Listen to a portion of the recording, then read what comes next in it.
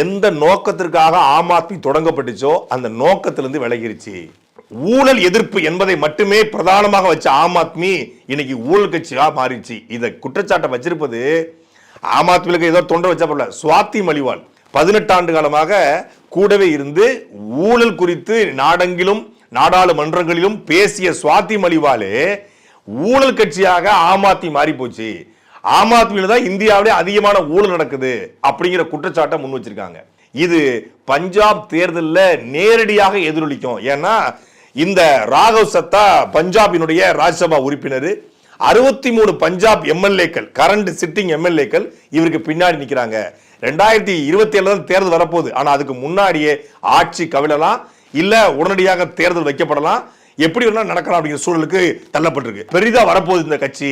இந்தியாவில் ஒரு மாற்று அரசியல் உருவாக்க போகுது, ஒட்டுமொத்தமான அமைப்பையே மாத்த போகுது அப்படின்னு நம்பப்பட்ட ஒரு கட்சி சரியாக 15 ஆண்டுகள்ல சறுக்கி கீழே விழுந்திருக்கிறது.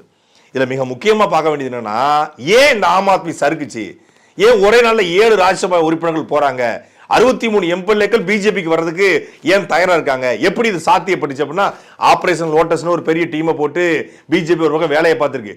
பிஜேபி என்னதான் வேலையை பார்த்தாலும் கொள்கை பிடிப்போடு, கோட்பாட்டு பிடிப்போடு ஆம் ஆத்மி பக்கம், அரவிந்த் கெஜ்ரிவால் பக்கம் தான் நின்றுக்கணும். ஏன் நிக்கலன்னா, கொள்கையோ கோட்பாட்டு பிடிப்போ சித்தாந்தமோ தத்துவமோ ஆம் ஆத்மி கிடையாது.